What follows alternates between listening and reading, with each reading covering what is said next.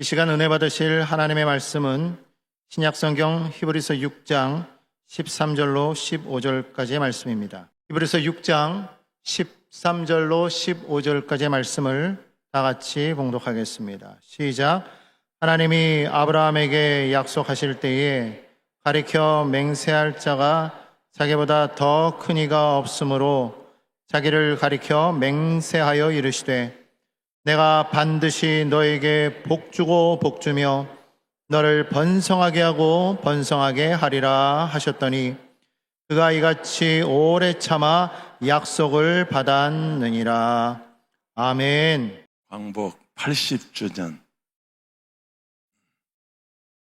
80년 전 오늘 한번 생각해 보셨어요? 여기 80세 이상 되신 어른들만 손들어 봐요. 여러분 계세요. 여러분 여기도 계시고 여기도 계시고 여기도 계시고 저 위에도 계시고 이 어른들 아니 일어나봐 자리에 일어나 예, 박수해 드리세요.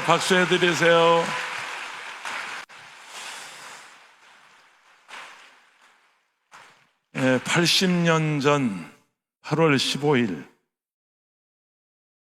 그야말로 우리 조국 대한민국은 전국이 이렇게 홀가닥 뒤집어진 그런 날입니다. 거리에 사람들이 뛰쳐나와서 서로 부둥켜 안고 울고, 어떤 이들은 춤을 추고, 어떤 이들은 너무 감격해서 통곡을 하고, 이게 꿈인가? 이게 정말 꿈인가? 서로 꼬집어보고, 우리가 꿈꾸는 것 아닌가? 서로 확인해보고, 그랬던 80년 전 오늘, 광복 80주년에,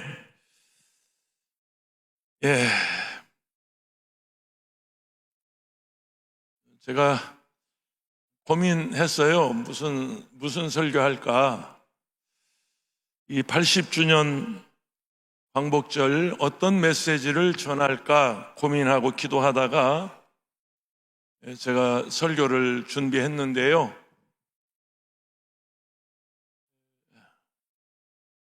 그때 말이죠. 80년 전 오늘 이 광복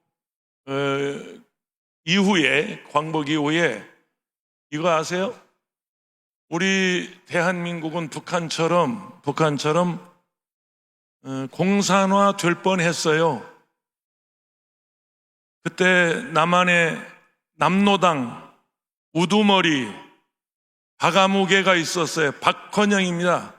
북한에는 김일성이가 있었고 남한에는 남로당 괴수 우두머리 박헌영이가 있었습니다. 그 당시 여론조사에 68%의 국민이, 우리 민족이 이 나라 사회주의로 가자 그랬어요. 꼼짝없이 지금의 북한처럼 우리 남한도 사회주의 공산화 될 뻔했어요. 정말이에요. 팩트예요. 그런데 그때 하나님께서 혜성처럼 하나님이 잘 훈련시킨 한 젊은이를 이 남한에 보내셨어요. 전준 이씨 가문 양녕대군 16대 손 청년 이승만을 보냈어요. 고종 황제 폐위를 위해서 시위하다가 잡혀서 그는 한성 감옥에 사형수가 돼요.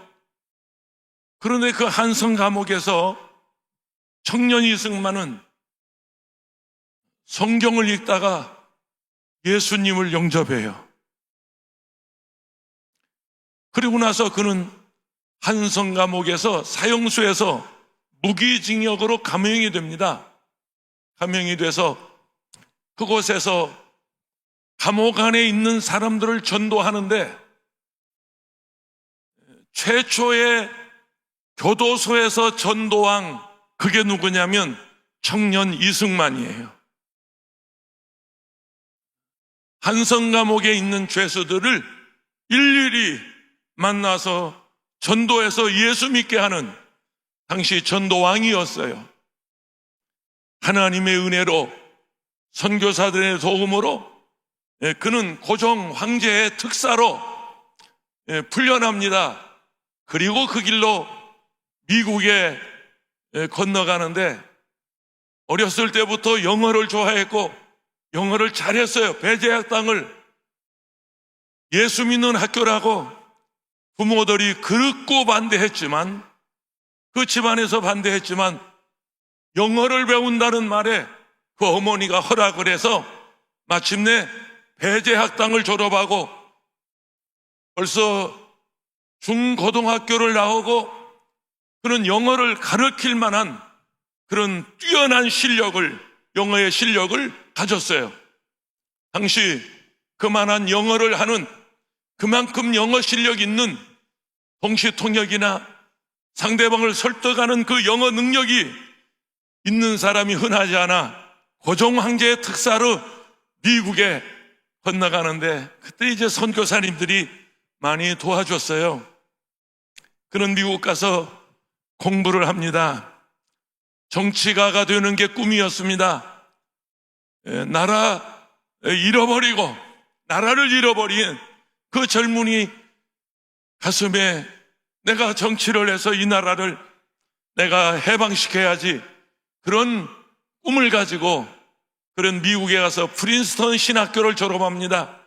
사실 프린스턴 신학교를 우리 한경직 목사님이 졸업한 학교인데, 그 프린스턴 신학교를 졸업할 때 청년 이승만은 나는 복음을 전하고 내가 마지막에 목사로 내가 살아야 되겠다, 목회자로 살아야 되겠다, 그런 꿈을 가지고 그런 프린스턴 신학교를 졸업하게 됩니다. 그러다가 나라가 어지러운데, 아직도 나라가 일제강점기에 있고 나라를 빼앗긴 이 하늘, 목사 나중에 되고 내가 가서 독립운동해야지, 그래서 그런 귀국을 결단하고 만류했지만, 주변에서 많이 그를 붙잡았지만 그걸 다 뿌리치고 이 조선 땅에 귀국을 합니다. 그때 와서 청년 이승만은 이렇게 외칩니다. 내 조국 대한민국, 우리 조선이 잘 사는 길은 자유민주주의여야 합니다. 사회주의 안 됩니다. 빨갱이들 물러가야 합니다. 안 됩니다. 자유민주주의, 시장경제로,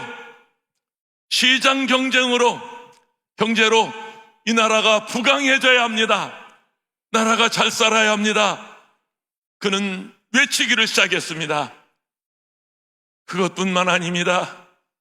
내 조국 조선이 잘 살기 위해서는 미국하고 동맹을 해야 합니다. 한미 동맹을 외쳤습니다. 그것뿐만 아닙니다. 이 나라가 진실로 잘 사는 길은 기독교 국가가 되는 길입니다. 할렐루야. 이 백성이 예수 믿고 민족이 복음화되고 이 나라가 기독교 입국이 되면 우리나라 잘 살 수 있습니다. 공산당 물리칠 수 있습니다. 사회주의 발못 붙입니다. 이러면서 청년 이승만은 외치기를 시작하다가 마침내 그는 대통령이 됩니다. 재헌의회 시절 그 유명한 종로구에서 당선된 이윤영 목사님이 전국에서 모인 재헌의원들을 대신해서 대표기도를 하는데, 그 당시 장로 목사가 재헌의회 중에 3분의 2 가까이, 60% 가까이 장로님, 목사님이 재헌 의회가 됐습니다. 의원들이 됐습니다. 연장자고 서울 종로에서 당선된 이은영 목사님, 임시의장을 맡은 이승만 박사, 이은영 목사, 이은영 의원님 나와서 기도해 주세요. 이 나라가 이렇게 독립이 되고 우리 재헌 의회를 개화할 수 있는 것은 전적인 하나님의 도움이고 하나님의 은혜입니다. 우리 신불신을 막론하고 예수 믿든지 안 믿든지 상관없습니다. 우리는 하나님께 감사 기도하고 의회를 시작해야 합니다. 할렐루야. 이승만 박사 임시의장으로서 단에서 선포하자 이은영 목사님 단상에 나와서 기도하는데 모두 일어나세요. 앉아서 기도할 수 없습니다. 우리 하나님 아버지께 감사 기도하는데 우리 앉아서 기도할 수 없습니다. 다 일어나세요. 그리고 대신 기도하는데 무려 30여 분 동안 마치 부흥회 하듯이 설교하듯이 목사님 기도하는데 신불신을 막론하고 예수 믿든지 안 믿든지 관계없이 흐느끼며 울었답니다. 모두 울면서 기도했답니다. 하나님의 은혜로 이 나라가 독립됐습니다. 이 나라가 자유를 얻었습니다. 이 나라가 이렇게 의회를 구성합니다.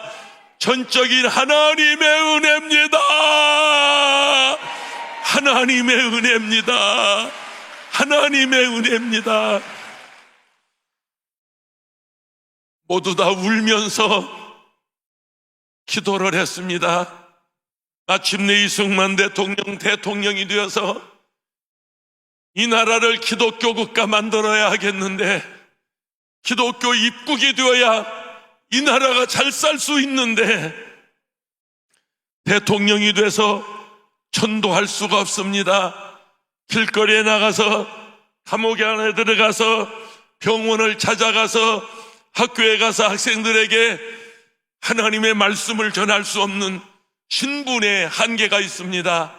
그래서 당시 이승만 대통령은 학교에 가서 학생들에게 전도하라고 교목제도를 세웁니다. 목사님들, 학생들 어렸을 때부터 저들에게 전도해야 합니다. 저들이 복음을 알아야 합니다. 군대 간 군인들에게 전도하라고 군목제도를 세워서 군복음화에 헌신했습니다. 몸이 아파서 병원에 가면 병원에 가서 전도하라고 원목제도를 세웠습니다. 혹시 잘못해서 경찰서에 끌려가면 거기서라도 예수 믿으라고 형목제도를 세우고, 형이 확정돼서 구치소나 교도소에 들어가면 거기 가서 예수 믿으라고 형목제도를 세우신 분이 이승만 건국 대통령입니다. 이 나라가 잘 사는 길은 자유민주주의, 시장경제, 한미동맹 강화, 그리고 또 하나 중요한 거 따라하세요. 기독교 국가, 민족복음화, 민족복음화, 기독교 국가. 믿어지는 분만 박수치며 아멘 합시다. 그래서 이 나라가 80년 해방되고 나서 80년 이 나라가 되었습니다. 저는 이 준비한 원고가 상당히 오래된 원고고 오래전부터 제가 설교한 내용입니다. 이 설교를 시작한 지, 이 설교를 전 세계 전국을 다니면서 이 설교를 하고 나서 한 5, 6년 후에 마치 내 원고를 갖다가 카피한 것처럼, 내 원고 가지고 각본을 쓴 것처럼 국제시장이라고 하는 그 유명한 영화가 만들어졌습니다.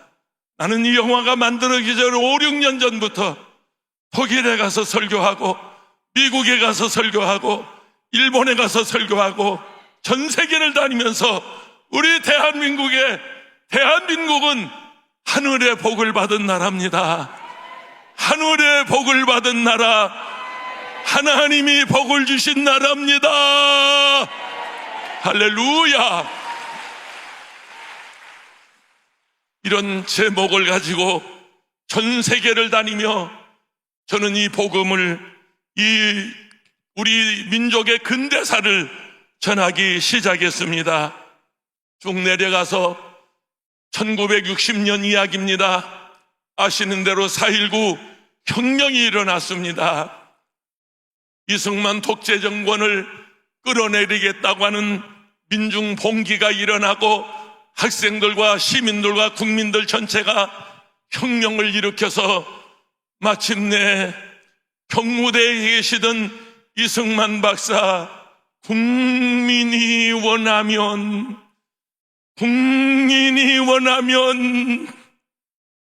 내가 내려가겠습니다.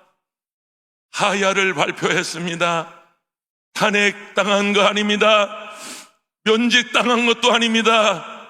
이승만 박사는 스스로 경무대에서 하야 성명을 발표하고 이 화장으로 짐을 싸들고 그냥 유유히 사라졌습니다. 당시 영부인이셨던 프란체스카 여사와 몇몇 이 화장을 지키는 보안 요원들과 두 대회분이 이 화장에 계셨는데 얼마나 그 당시 살기가 힘이 들었던지 보안 요원들 밥을 해줄 양식이 없습니다. 국수를 삶아줄 밀가루가 없습니다. 근처가 바로 동대문 시장이 멀지 않습니다.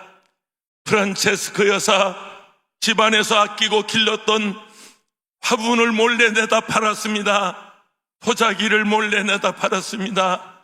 어떤 때는 그림을 몰래 내다 팔았습니다. 집안에서 살림을 도우는 도우미들 시켜서 몰래 화분을 갖다 팔고 도자기를 갖다 팔고 소장품을 갖다가 동대문 시장에 내다 팔아서 그걸 가지고 쌀을 사오고 그걸 가지고 잔거리를 사오고 그걸 가지고 국수를 사다가 우리는 굶어도 되지만 이 화장을 지키는 보안 요원들, 일하는 일꾼들 밥을 먹여야 하지 않겠냐고.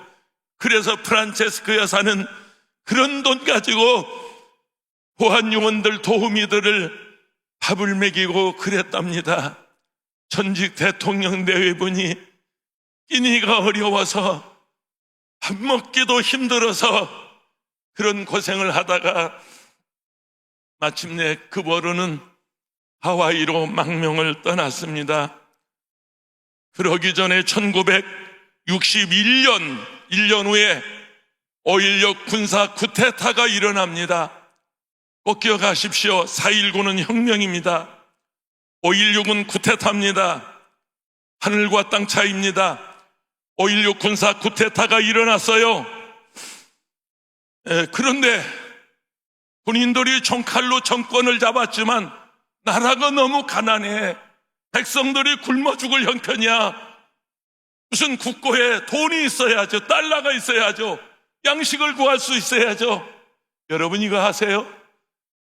우리 대한민국은 세계에서 가장 못 살던 나라, 가장 가난했던 나라, 세계 129개 국가에서 20개 국가에서 119번째로 가난했던 나라, 얻어먹던 나라, 원조받던 나라, 도와주지 않으면 살 수 없었던 나라, 우리 조국 대한민국이었습니다.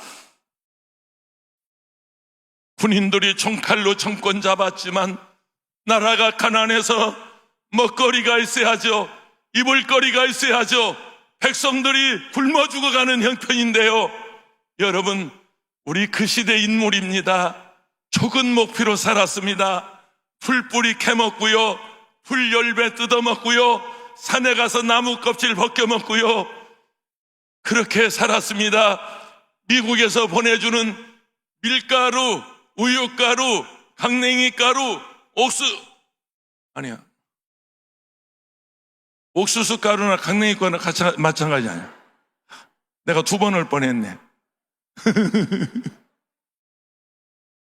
미국 사람들이 보내주는 구호물자 얻어 있고 그거 가지고 연명하던 시절이었습니다.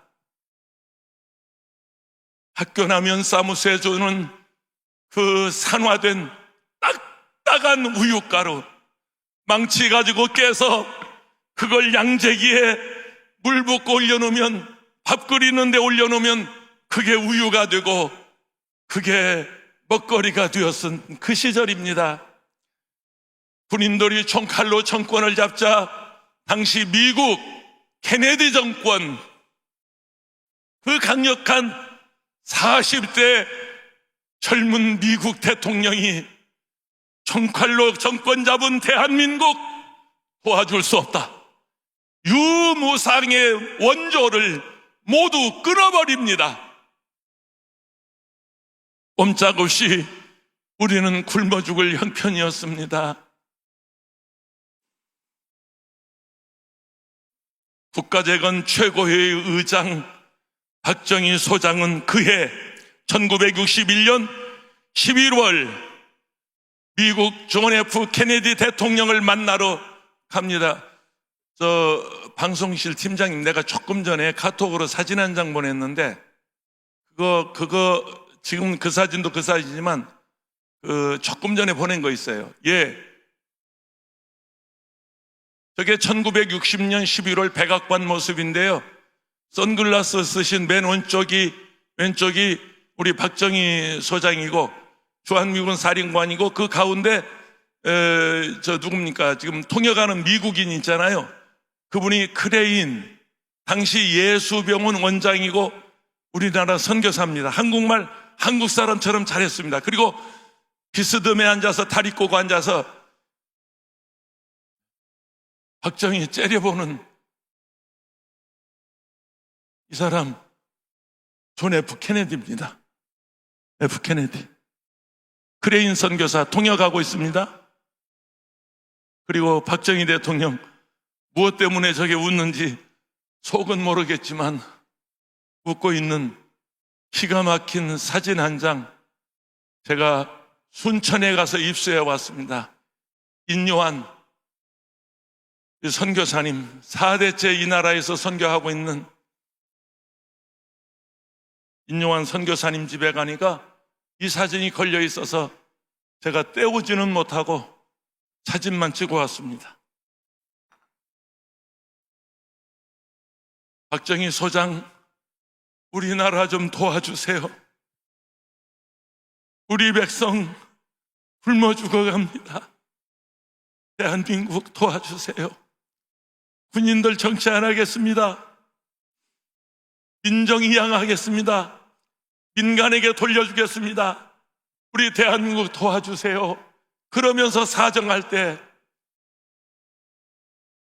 맨 왼쪽에 비스듬하게 앉아서 다리 꼬고 한마디로, 거기 참석한 분이 그대로 전했습니다.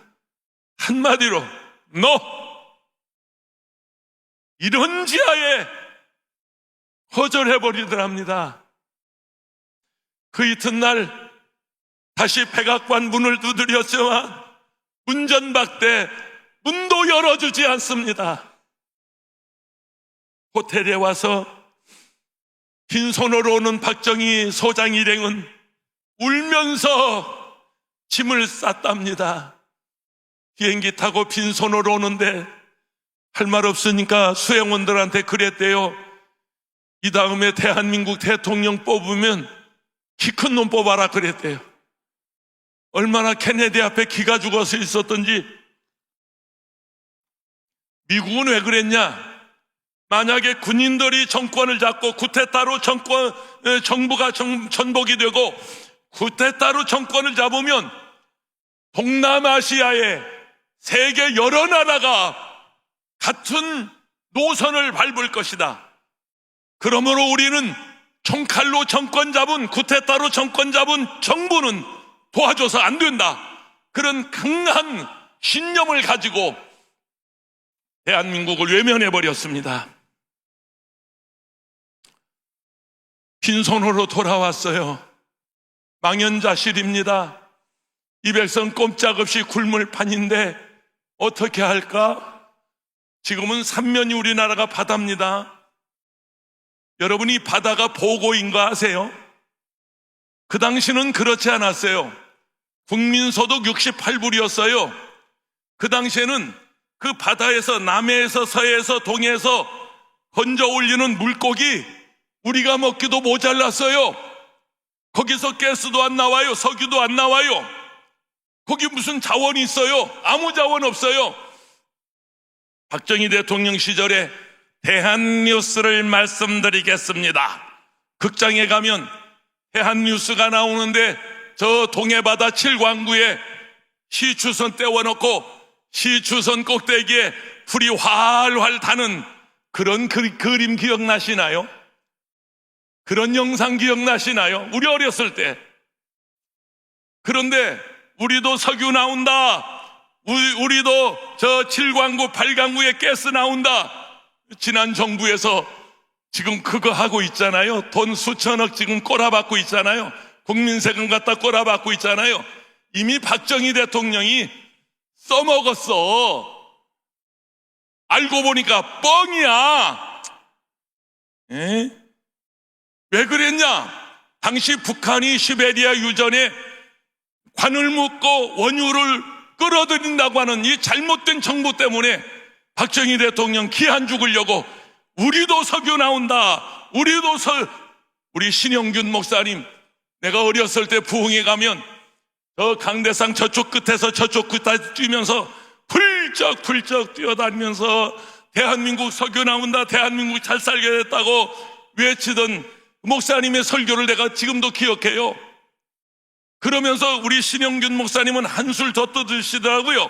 이 지층의 변화로 인해서 중동 지역의 석유 유전이 이쪽으로 옮겨질 수 있다는 거예요.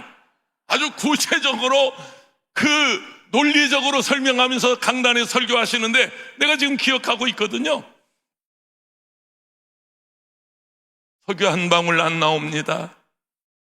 가스 한 돌 나오지 않습니다. 지금은요 달라요. 여러분 지금 부산이나 여기 저 평택, 인천, 우리나라 항구들 말이죠. 이게 동남아시아, 동북아시아의 무역 허브항입니다. 허브항. 그러니까 동남아시아, 동북아시아에서 전 세계 물류를 수출하려면 반드시 컨테이너, 배로 옮겨야 되는데 무려 세계 물류 말하면 이동량이 98%가 여러분 배를 통해서 이루어집니다. 선박을 통해서 이루어집니다. 근데 우리는 삼면이 바다예요. 삼면이 여러분 자원이란 말이에요. 대한민국 우습게 보면 안 됩니다. 대한민국 앞으로 잘 살 나라입니다. 미국 다음으로 잘 사는 나라 됩니다. 미국 다음으로 잘 사는 나라 됩니다. 나는 미국 다음으로 잘 사는 나라 대한민국을 선포합니다. 대한민국을 그렇게 되기를 선포합니다. 주의 이름으로 선포합니다. 미국 다음 가는 나라 대한민국. 아멘. 제가 선포하기 전에 2010년도에 미국의 신용평가사 무디스에서 이미 발표한 거예요. 대한민국은 그럴 자원이 있고 그럴 지정학적으로 그럴 위치에 있고 대한민국 그렇게 잘 살 수 있다는 겁니다. 조건은 하나 있어요. 통일되면 이라고 하는 조건을 달았습니다.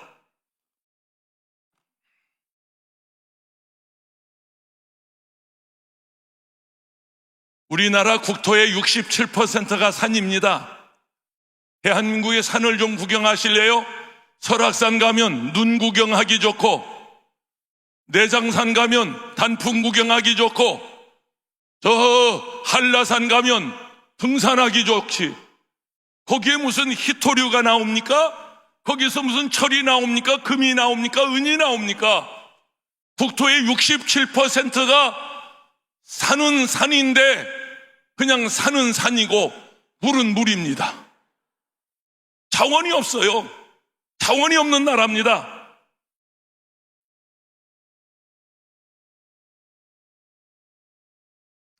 지하 자원도 없고 지상 자원도 없고 인적 자원도 없습니다. 적어도 경제학자들이 말하는데 내국인 내수 인구가 7천만은 돼야 자동차를 생산해도 전화기를 생산해도 내수가 받쳐주기 때문에 그게 말하자면 가치가 있다는 겁니다. 그런데 우리나라는 5천만 밖에 되지 않아요. 그게 인적 자원도 없어요. 지금 여러분 인부들 일하는 분들 전부 수입해서 쓰잖아요. 전부 외국에서 근로자들이 와서 일하고 있잖아요. 그러니까 우리는 인적 자원도 없고 지상 자원도 없고 해상 자원도 없고 지하 자원도 없고 자원이 없는 나라 대한민국. 우리가 살고 있는 나라가 그런 나라였습니다.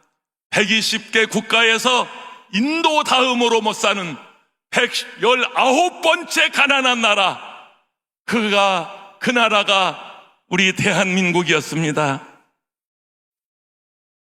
요즘 그 반도체에 가장 필요한 재료가 히토류라고 그래요. 그런데 우리 대한민국에는 산은 많고 돌은 많고 자갈은 많고 그저 뭐 잡석은 많이 있는데 세상에 히토류가 어디 한 톨도 나오지 않아요. 그 좋은 자원이 북한에는요 히토류가 이렇게 자갈 깔리듯이 깔려 있다네요.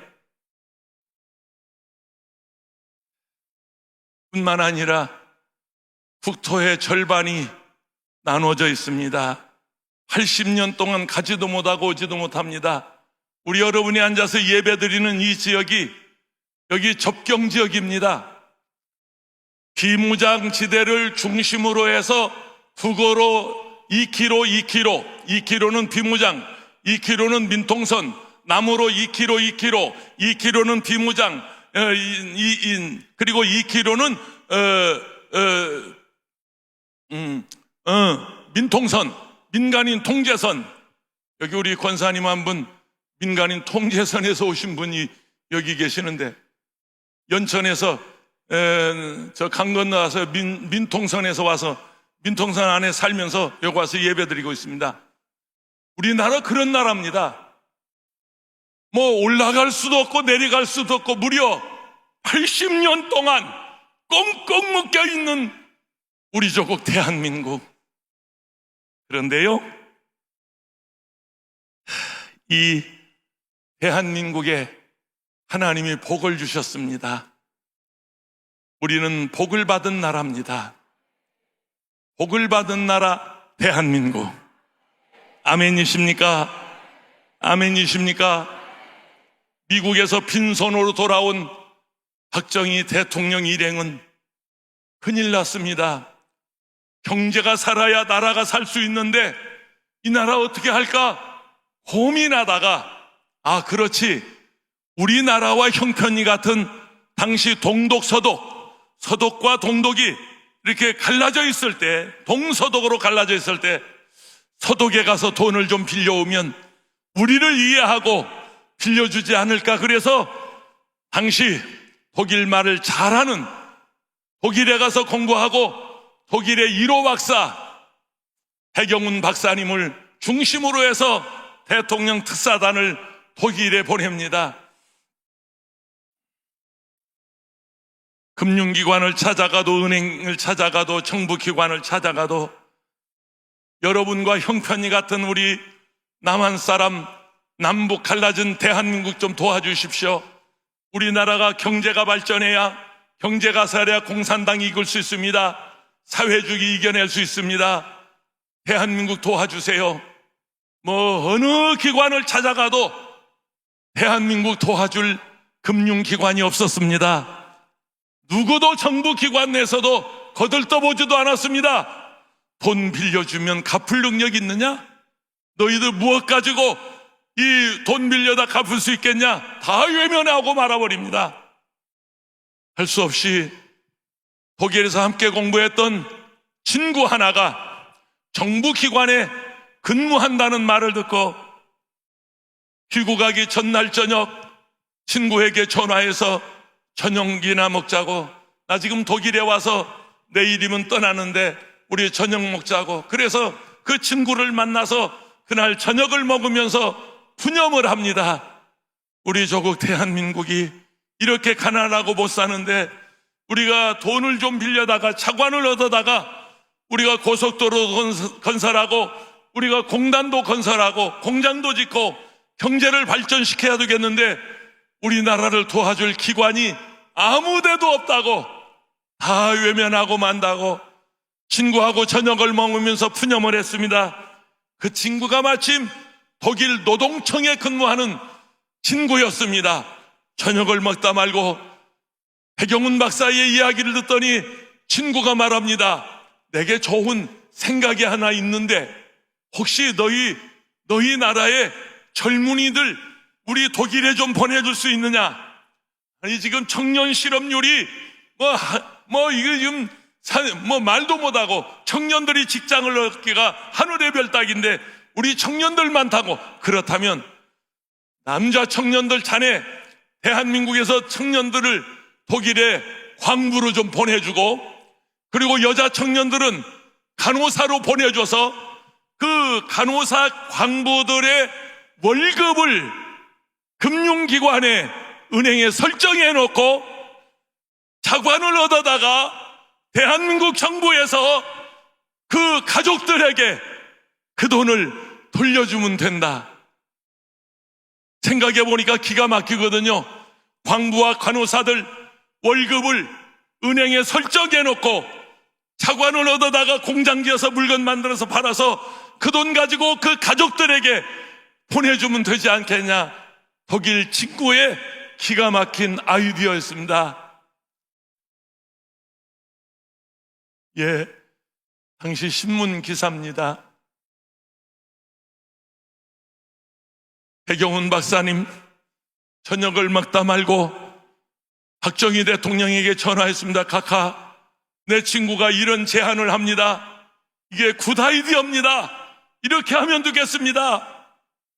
성미 급한 박정희 대통령 그 이튿날 전국 일간지에 5단 통어로 독일 광부 모집, 독일 간호사 모집 일제히 신문을 냈는데 여러분 그 당시 500명 모집이었어요. 1차 광부부터 보냈습니다.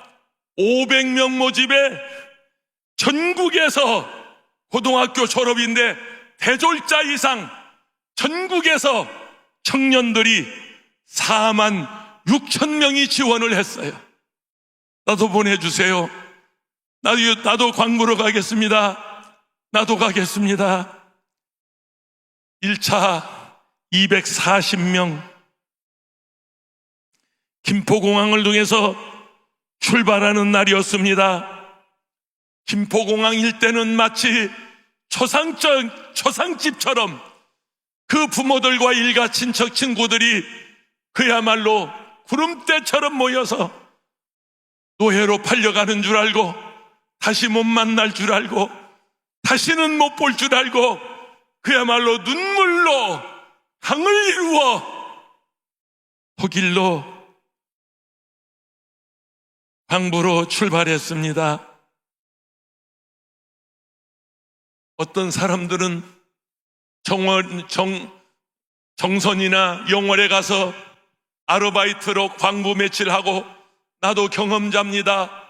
나도 유경험자입니다. 여러분 영화에서 보시지 않았습니까? 쌀자루미고 달리기 하면서 힘을 과시했던 그 젊은이들 그렇게 해서 광부로 갑니다. 본이라고 하는 당시 독일의 서독의 수도 국제공항에 도착해서 각자 이제 흩어져서 광부 탄을 캐는 지역으로 흩어져 나가는데 무려 1000m, 지하로 1000m면 1km입니다. 지하로 1km 내려가서 막장에 가서 탄을 캐내는데 1m 앞이 보이지 않았답니다. 1m 앞이 보이지 않았어요. 새카맣게 눈만 뻥 해가지고 저렇게 그을린 채로 단째를 뒤집어 써고 독일 사람들 8시간 일하는데 우리 광부들은 10시간, 12시간 일했습니다. 돈 벌어서 잘 살아야지. 돈 벌어서 동생들 공부시켜야지. 돈 벌어서 우리 부모 돈 받사줘야지. 돈을 벌겠다고 하니 일념 하나로 물불 가리지 않고 우리 광부들 일을 했습니다. 후에 간호사가 갔습니다. 독일 말도 모르는 간호사들, 정식 라이센스가 없는 간호사들, 독일에 도착하니까 각자 병원으로 흩어지는데 독일 병원 가서 우리 간호사들이 했던 일이 무엇인 줄 압니까? 이방인들 싸늘한 그 딱딱하게 굳어버린 시체를 알코올로 닦아내는 그런 일을 시작했습니다. 독일 간호사들의 허드렛 일을 하고 쓰레기를 버리고 청소를 하고 시체실에 가서 시체를 알코올로 닦아내는 그런 처참한 일을 하면서도 8시간 노동에 10시간, 12시간 일하는 것은 내가 돈 벌어서 내 동생들 공부시켜야지. 우리 엄마 아빠 은밭 사줘야지. 그러면서 물불 가리지 않고 간호사들이 열심히 일을 했습니다. 얼마나 열심히 일을 했던지 독일 신문과 라디오, 독일 언론에 한국에서 온 코리아 엔젤스, 한국에서 온 코리아 엔젤스, 세상에 이렇게 천사 같은 사람이 있단 말인가, 광부들을 칭찬하고 간호사들을 칭찬했습니다. 대한민국에서 온 코리아 엔젤스, 천사 같은 우리 청년들, 독일 언론들이 극찬을 했습니다. 이렇게 열심히 일하는 젊은이들 칭찬했습니다. 혹시 여러분 가운데 독일 광부로 다녀오신 분 계십니까? 제가 저녁 사드릴게요. 독일 간호사로 다녀오신 분 혹시 계십니까? 계시면 손 한번 들어보세요. 어디 계세요? 정말로 내가 오늘 저녁 불고기 사준다. 독일 광부로 다녀오신 분, 간호사로 다녀오신 분, 정말이야. 목사가 강단에서 하는 말이야. 내가 불고기 사드릴게. 참 다행입니다. 아무도 안 계시네요.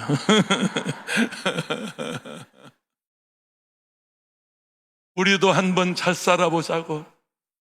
잘 살아보세, 잘 살아보세. 우리도 한번 잘 살아보세. 목이 터지도록 새벽부터 새마을 노래를 부르면서 새마을 사업을 하고 도로공사를 하고 수도 사업을 하고 지붕 개량을 하고, 여러분 아버지 시대, 여러분의 부모 세대가 그렇게 열심히 일해서 이 나라 조국 근대화를 이룬 것입니다. 할렐루야. 우리 부모님들께 감사하십시오. 여러분 부모님들께 감사하십시오. 아버지 어머니 세대 감사하세요.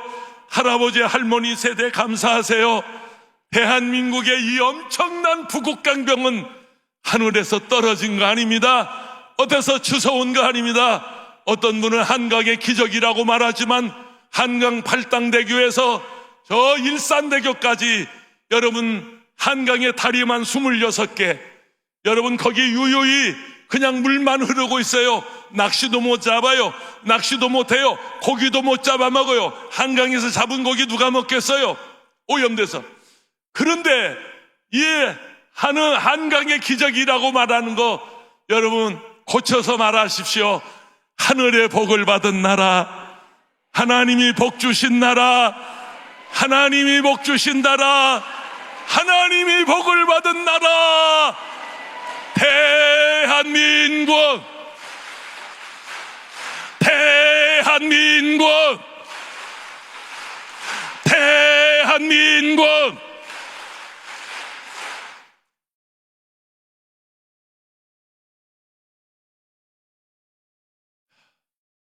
박정희 대통령 일행은 독일 류비케 대통령 초청을 받아서 마침내 1964년 이제 독일을 방문해야 되겠는데 비행기가 없어요. 국적기 항공기가 한 대도 없을 때입니다. 그래서 미국 노스웨스트 항공사에 한 대 전세 계약을 했어요. 지금은 노스웨스트 항공사가 델타 항공으로 합병이 돼서 없어져 버렸습니다만 그때는 이 동양의 노선을 미국의 노스웨스트 항공회사가 꽉 잡고 있을 때입니다. 우리 대통령 독일을 방문하는데 비행기 한 대 전세 냅시다. 그래서 전세 계약을 했는데 일주일 후에 항공사에서 연락이 왔어요. 당신 대통령 비행기 빌려줄 수 없습니다. 이러는 거예요. 다 약속해 놨는데. 그 왜 그러냐고 알아보니까 미국 정부에서 총칼로 정권 잡은 대통령 비행기 탈 자격 없다. 빌려주지 말라. 미국 정부에서 그랬다는 거예요. 큰일 났습니다.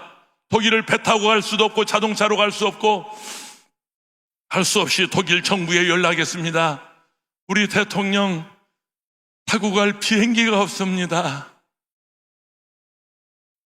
비행기가 없어서 갈 수가 없습니다. 그때 고맙게도 독일 정부에서 전용기 한 대를 대한민국에 보내줍니다. 우리 비행기 보내줄 테니까 이거 타고 오세요. 그래서 이제 김포공항에 온 비행기를 타고 대통령 내외분 독일을 방문하게 되었습니다. 그때가 1964년도였습니다. 광부들을 파송한 지 2년 만에 독일 서독 본공항에 도착을 했습니다. 미국에서 문전 박대당하고 돌아온 대통령 일행 본공항에 내리니까 공항연도에 태극기와 독일 국기를 든 독일 국민들이 열렬하게 환영해 줍니다. 천사의 나라 대통령, 고리엔제스 대통령, 대한민국 대통령이 독일을 국빈 방문한다고 열렬하게 환영해 주는데 자동차로 독일 대통령의 초청을 받아서 대통령 궁으로 가는데 연도에선 독일 국민들 대통령 태극기와 또는 독일 국기를 들고 환영해 주는데 영어를 잘 못하는 우리 대통령 창문을 열고 땡큐 땡큐 땡큐 땡큐만 연발했다고 합니다. 그날 저녁입니다. 독일 간호사와 광부들을 모아놓고 이제 환영 만찬회를 하는 겁니다. 독일 대통령 주관에 환영 만찬을 하는데 거기서 한복을 어설프게 입은 간호사들, 양복을 어설프게 입은 우리 광부들이 한 500명 컨벤션홀에 꽉 찼습니다. 아직도 들어오지 못한 독일 광부와 간호사들이 밖에도 수백 명 있습니다. 헤드 테이블에 독일 대통령 내위분, 우리 박정희 대통령 내위분이 헤드 테이블에 앉았는데 이제 고맙다고 환영사를 하고 우리 답사를 하는데 박정희 대통령, 여러분 우리도 잘 살아봅시다. 열심히 일해주세요. 여러분의 가족은 내가 책임지겠습니다. 여러분 가족들 걱정하지 마세요. 형님하고 부모 걱정하지 마세요. 대통령인 내가 여러분의 가족들을 책임질 테니까 여러분 열심히 일해주세요. 열심히 일해주세요. 이러면서 광부와 간호사들에게 그렇게 호소했답니다. 환영사가 끝나고 만찬 직전에 간호사와 간부들이 앉아있던 의자를 다 물리치더니 그 자리에 일어나서 헤드 테이블에 앉아있는 대통령 내외 분들에게 한국식 큰절을 올리는데 무릎을 꿇고 간호사와 간부들이 독일 대통령님, 우리 대통령 좀 도와주세요. 독일 대통령님, 우리 대한민국 좀 도와주세요. 우리가 열심히 일할게요. 열심히 일해서 갚아드릴게요. 이러면서 일어나지도 못하고 펑펑 웁니다. 헤드 테이블에 앉아있던 유경수 여사 흐느껴 울더랍니다. 박정희 대통령 소리내서 울었답니다. 헤드 테이블에 대통령들이 흐느껴 울고 그 컨벤션 홀에는 광부와 간호사들이 흐느껴 울면서 우리나라 좀 도와달라고 만찬이 끝난 다음에 독일 대통령 류비케 대통령의 리무진을 타고 이제 가려고 밖으로 나가니까 우리 들어오지 못한 간호사와 간부들이 밖에서 기다리다가 길을 다 막아버리고 유경수 여사의 치마를 붙잡고 옷자락을 붙잡고 어딜 가세요? 우리 데리고 가세요. 부모가 보고 싶어요. 우리 고향에 가고 싶어요. 우리 형제 만나고 싶어요. 우리 데리고 가세요. 이러면서 펑펑 울어대는데 그들을 물리치고 류비케 대통령의 리무진을 타고 이제 숙소로 돌아가는 게 얼마나 박정희 대통령 내외가 울든지 류비케 대통령 가지고 있던 손수건을 꺼내주면서 눈물 닦으세요. 손을 꼭 잡고 하는 말이 내가 당신 나라 도와주겠어. 내가 당신을 반드시 도와주겠어. 당신 나라 내가 꼭 도와드리겠어. 대통령이 자동차 안에서 다짐을 하더랍니다. 이튿날 독일 의회 승인을 받아야 하기 때문에 독일 의회 가서 상하양원 의원들이 모인 자리에 가서 박정희 대통령 우리를 도와주세요. 나는 거짓말하지 않습니다. 내가 꼭 갚아드리겠습니다. 우리 대한민국 도와주세요. 얼마나 절박했던지 수십 번 독일 의회 의원들 앞에서 우리나라 도와달라고 그렇게 호소했답니다. 그래서 얻어온 돈이 얼마냐면 정확하게 제가 여기 돈 액수를 적어놨습니다. 1억 1,300마르크 1억 1,300마르크 우리나라 돈 우리나라 돈 얼마를 빌려왔냐면 한 3천억 우리나라 돈 한 3천억을 독일에서 1차 차관으로 빌려왔습니다. 그거 가지고 그 유명한 구로공단 조성했습니다. 경인고속도로 뚫었습니다. 고속도로 왜 만들었냐면 류비케 대통령이 그랬대요. 산업화 시대는 도로가 잘 돼야 된다. 도로부터 건설하라 그랬대요. 그래서 경인고속도로, 그게 인천항이 국제항이거든요. 그래서 경인고속도로 뚫고 구로공단 만들었습니다. 1970년 그 무렵 그 당시 필리핀이 국민소득 170불, 태국이 220불, 한국은 70불. 1963년 우리나라 70불. 세계에서 가장 못 살던 나라. 구로공단을 조성하고 경인고속도로를 만들어서 이게 당시 세계 그 국민소득 표입니다. 대한민국 70불이 무슨 얘기인지 아세요? 7만 원 가지고 요즘 한 9만 원 되나요? 7, 8만 원 가지고 국민이 1년 살았다 그 말이에요. 지금은 3만 5천 불, 한 4천만 원 가지고 국민이 1년 사는 시대. 지금부터 그 시대에 70불 가지고 국민이 1년 사는 시대.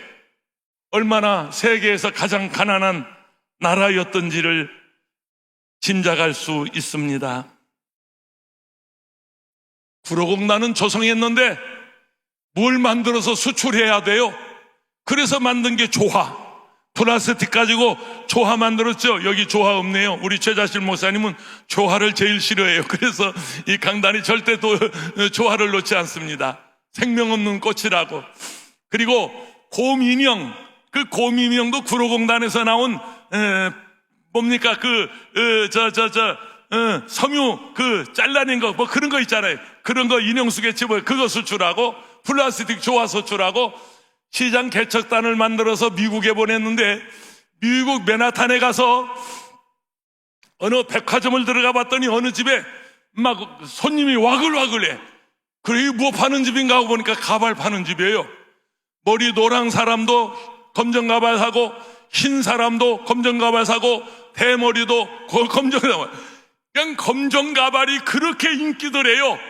시장 개척단 돌아와서 대통령에게 우리 가발 공장 하면 잘 팔리겠습니다. 가발을 만들어서 수출하자고 그러니까 박정희 대통령 그때 내린 것이 전국의 단발령. 학교 다니면서 머리 깎여보신 분 손 들어봐요. 그래서 가발을 만드는데 왜 메딘 코리아 한국 가발이 세계 최고냐? 잘 들어보세요. 다른 나라에서 만드는 건 인조모로 만들었어요. 인조모로 가발 만들어서 뒤집어 쓰고 다녔는데 우리 대한민국 가발은 인모예요.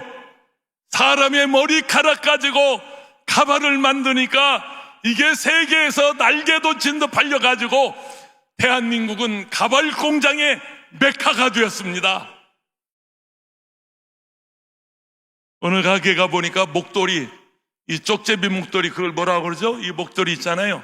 그게 그렇게 잘 팔리더래요. 그 얘기를 했더니 전국에다가 박정희 대통령 쥐잡기 운동을 합니다. 여러분 학교 다니면서 쥐잡기 운동 왜 한 줄 아세요? 그 쥐 잡아가지고 싹 긁어내가지고 쥐 껍질 가지고 그거 가지고 밍크 목도리 아냐? 쥐 털 목도리 만들었어요. 서양 사람들이 알 게 뭐예요? 에? 그러니까 쥐 가지고 목도리 만들어서 수출한 나라, 플라스틱 조화 만들어서 수출한 나라, 곰인형 헝겊 쑤셔놓고 만들어서 수출한 나라, 어머니 머리카락 가지고 가발 만들어서 수출한 나라.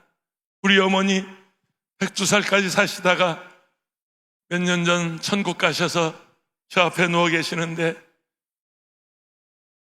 옛날에 어머니들 그 참빗 가지고 머리 빗은 거 알으세요? 참빗. 촘촘한 참빗 가지고 머리를 빗어. 아주까리 기름 발라가지고 들기름 발라가지고 그러면 그 어머니 생명 같은 머리카락이 참빗에 오롤이 묻어나면 그걸 꺼기 한 톨 버리지 않고 쌓아뒀다가 몇 장 사오면 그걸 팔아서 애들 학용품 사주고, 그러다가 목돈이 필요할 때는 어머니들의 긴 머리를 싹둑 잘라서 그걸 팔아서 아이들 등록금 내주고 그랬던 대한민국. 우리 어머니들, 아버지들 그렇게 사셨습니다. 너무 긴 것 같아서 제가 마무리하겠습니다.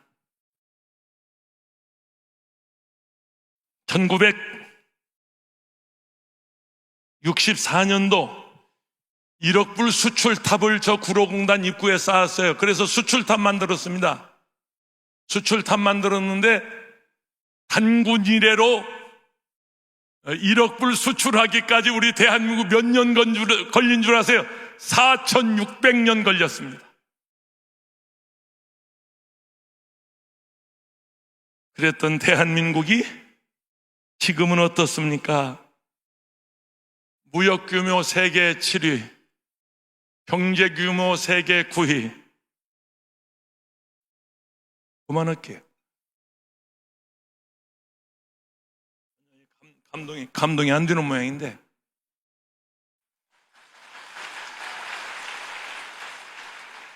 우리 대한민국은 하늘의 복을 받은 나라, 하나님이 복 주신 나라, 아멘. 1970년대 중동 건설보험이 일어나서 그 뜨거운 뙤약불 아래 내려가 일했던 우리 부모님들, 그래서 5.1달러를 벌어들였어요. 1960년대 어쩝니까?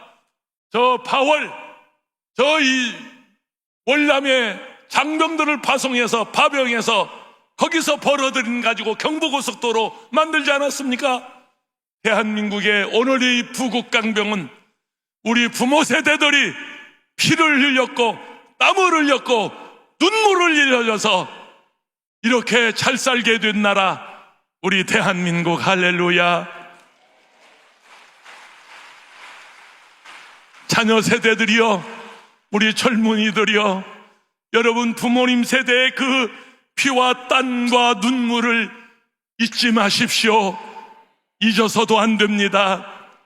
여러분, 우리 대한민국이 이렇게 잘 살게 된 건 여러분 부모 세대가 피를 흘리고 땀을 흘리고, 여러분 월남 전쟁에서 전사한 여러분 부모 세대가 얼마인 줄 아세요? 5,099명입니다. 5,000명 이상이, 5,100명에서 1명 모자라는 전사자가 월남 전쟁터에서 맥없이 피 흘려 죽어갔습니다. 그들의 생명수당, 그들의 피값으로 경부고속도로를 건설했고 이 나라의 경제를 이렇게 일으키게 된 것입니다. 그만할게요. 6.25 전쟁 이후에 또 중동 건설범을 타고 일어난 이 엄청난 일에 할 말이 많은데 시간이 많이 지나서 죄송합니다. 오늘 성경 본문 말씀 히브리서 6장 13절입니다. 하나님이 아브라함에게 이르시되, 아브라함에게 약속하실 때 이렇게 고쳐서 읽겠습니다. 하나님이 우리 민족에게 약속하실 때에 가르쳐 맹세할 자가 하나님보다 더 큰 이가 없으므로 하나님을 가르쳐 맹세하여 이르시되, 내가 반드시 대한민국에 복을 주고 대한민국에 복을 주며 너를 번성하게 하고 너를 번성하게 하리라 하셨더니 우리 민족이 이같이 오래 참아 약속을 받았느니라. 우리가 이 복을 받기까지 5,000년 참고 견뎠습니다. 5,000년을 인내하고 살아왔습니다. 5,000년을 인내하면서 우리가 살아왔습니다. 우리는 충분히 잘 살 수 있는 자격을 가진 나라입니다. 여러분, 저 해양 세력 일본과 미국이 있어요. 대륙 세력 저 러시아와 중국이 있습니다. 그 사이에 우리 한반도는 샌드위치처럼 끼어 있습니다. 해양 세력, 대륙 세력 사이에 이 대한민국이 꽉 끼어 있는데 이걸 부동산 전문가들은 뭐라고 말하는 줄 아세요? 알박이 땅이라 그럽니다. 해양 세력에게 부르는 게 값이고 대륙 세력에게 부르는 게 값이고, 아멘이십니까? 머지않아 나는 그런 날이 올 것을 선포하는데, 부산에서 열차 타고 저 서울을 지나 평양을 지나 저 만주 시베리아 벌판을 지나 실크 노드를 따라 저 유럽을 지나 영국까지 기차 타고 여행하는 날이 올 것입니다. 할렐루야! 나는 반드시 그런 날이 올기를 꿈꾸고 있습니다. My have dream, 나의 꿈입니다. 나는 그런 날을 꿈꾸고 있습니다. 반드시 그런 날이 우리 민족에게 다가올 것입니다. 무디스 시종평가사 무디스가 발표한 대로 미국 다음가는 잘 사는 나라 대한민국, 하나님이 복을 주신 나라 대한민국, 하늘에 복받은 나라 대한민국, 동해물과 백두산이 마르고 닳도록 하나님이 보호하사 우리나라 만세, 무궁화 삼천리 무궁화 삼천리 화려 강산 사람 대안으로 대한 사람 대안으로 길이 보전한 남산우에 2절 하겠습니다. 남산우에 저소 다 같이 일어나서 할까요? 철갑을 두른 듯 바람소리 불변함은 우리 기상일세 무궁화 삼천리 무궁화 삼천리 화려 강산 대한 사람 대안으로 대한 사람 대안으로 길이 3절도 띄워주세요. 애국가 3절입니다. 야을 하늘 공활한데 높고 푸른 하늘 어리 울면함 우리 기상일세 할렐루야 아멘. 무궁화 삼천리 화려 강산 대한 사람 대안으로 대한 사람 대안으로 길이 보전하 이리 오셔봐. 이 어른 아까 휠체어 타고 왔다 지금 걷게 되신 분 맞지? 이 어른이요 언제죠? 그때가 휠체어 타고 왔을 때요? 이야 1년 전에 이 어른 연세가 지금 80이 훨씬 넘으셨습니다. 1년 전에 휠체어 타고 우리 기도원에 오셨어요. 아까 길에서 우연히 만났는데 나를 붙잡더니 그때 원장님 기도해 주셔서 제가 휠체어 버리고 이게 걷게 됐습니다. 그 사진 있는데 그죠? 그때 휠체어 버린 사진이 그 속에 있어요. 아까 제게 보여주면서 1년 전 광복절 작년 8월에 휠체어 타고 오셨는데 휠체어 이 어른이 휠체어 버리고 이렇게 85 박수 한번 쳐드려요. 할렐루야. 반드시 내가 너를 축복하리. 반드시 내가 너를 들었으리라. 천지는 변해도 나의 약속은 영원히 변치 않으리. 두려워 말라. 강하고 담대하라. 낙심하며 실망치 말라. 낙심하며 실망치 말라. 실망치 말라. 내 소원 이루는 날 속히 오리니 내게 영광 돌리리. 영광의 그날이 속히 오리니 내게 찬양하리라.